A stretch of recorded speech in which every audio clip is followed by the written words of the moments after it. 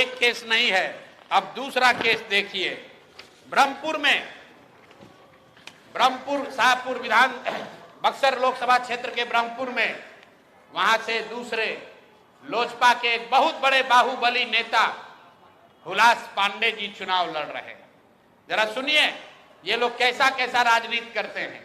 बिहार में स्वच्छता की बात कर रहे हैं। एनडीए का उम्मीदवार कौन है? लोजपा के हुलास पांडे।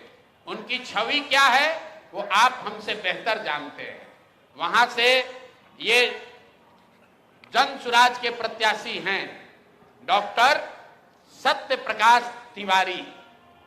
देख लीजिए, पटना में बहुत बड़ा नेत्र अस्पताल चलाते हैं और इनका चेहरा देख लीजिए कि एक दबाव में इन्होंने टिकट लिया है कि खुशी खुशी लिया है।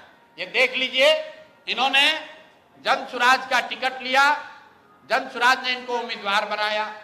3 दिनों तक इन्होंने सक्रियता से वहां प्रचार किया, लेकिन कल जब नामांकन वापस लेने की अंतिम दिन थी, कल अंतिम तारीख था, परसों रात तक ये साहब अभियान में लगे हुए थे, प्रचार कर रहे थे, और कल सुबह में अचानक से भाई साहब ने अपना उम्मीदवारी, अपना नामांकन वापस लिया है।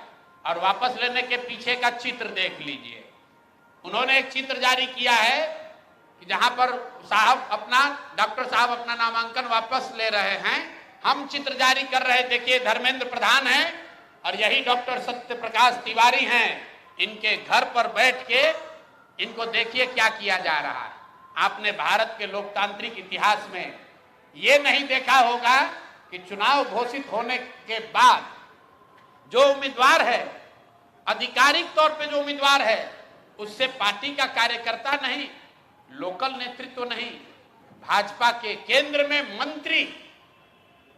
में मंत्री धर्मेंद्र प्रधान हैं। ये देखिए हाथ मिला रहे हैं भाई साहब, इस डॉक्टर के घर पर बैठ के इसको दबाव देकर जबरदस्ती इनसे चुनाव में इनका नामांकन वापस लिया गया है। मेरे भाई, लोजपा के एक बाहुबली नेता को बचाने के लिए, वहां के एक जनसुराज के सभ्य डॉक्टर के उम्मीदवारी को खत्म कराने के लिए आप इतनी ताकत लगा रहे हैं, तो पूरा बिहार को ये देखने, जानने, समझने की जरूरत है कि जनसुराज के लोग भाग रहे हैं कि यहाँ खुलेआम गुंडागर्दी की जा रही है, लोकतंत्र की हत्या की जा रही है। आप बताइए, आप में से कोई भी आदमी, आप सारे पत्रकार, यहाँ देश के भी पत्रकार हैं, पूरे देश के इतिहास में, लोकतांत्रिक इतिहास में आप दिखा दीजिए कि जहां किसी दूसरे पार्टी का घोषित उम्मीदवार, उसके साथ भारत के गृह मंत्री, भारत के केंद्रीय मंत्री बैठकर उसको डराकर, समझाकर, कोर्स करके उससे उम्मीदवारी वापस लेने के लिए मजबूर कर रहे हैं। ये चित्र आपके सामने जारी कर रहे हैं। ये कहानी यही नहीं रुकी है। ऐसी गलती इन्होंने सूरत में की थी। मैं इनको याद दिलाना चाहता हूं, लोकसभा चुनाव में आपको याद होगा जब ये लोग 400 पार का नारा दिए थे, तो सूरत में सारे दलों के प्रत्याशियों का नामांकन वापस ले लिया गया था। इस स्वतंत्र भारत के इतिहास में पहली बार ऐसा हुआ कि सूरत में भाजपा का प्रत्याशी बिना चुनाव लड़े ही जीत कर आ गया, लेकिन जनता ने उसका करारा जवाब दिया।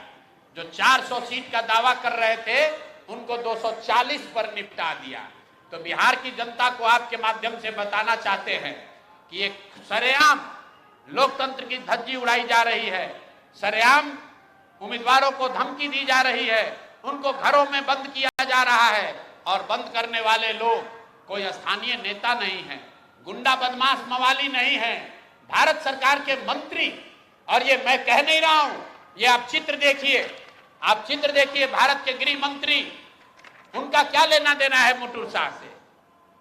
मुटुर शाह से उनका क्या लेना देना हो सकता है?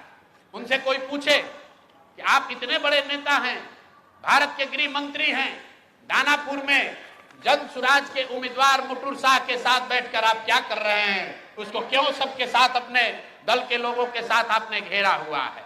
और ये देखिए दूसरा सत्य प्रकाश तिवारी जी के साथ यहाँ के भारत के दूसरे मंत्री धर्मेंद्र प्रधान बैठकर देखिए चाय नाश्ता कर रहे हैं, और डॉक्टर साहब बताइए, कोई एक डॉक्टर हिम्मत करके बिहार की व्यवस्था को सुधारने के लिए खड़ा हुआ है, आप उसका हौसला अफजाई नहीं कर रहे हैं, आप उसका विरोध कर रहे हैं। यहां तक तो ठीक है, लेकिन आप उसके घर पर बैठ के उस पर राजनीतिक, आर्थिक, सामाजिक दबाव बना रहे हैं, उसको धमका रहे हैं। ये कहां तक ठीक है, ये बिहार की जनता को देखने और समझने की जरूरत है। मामला यहीं नहीं रुका।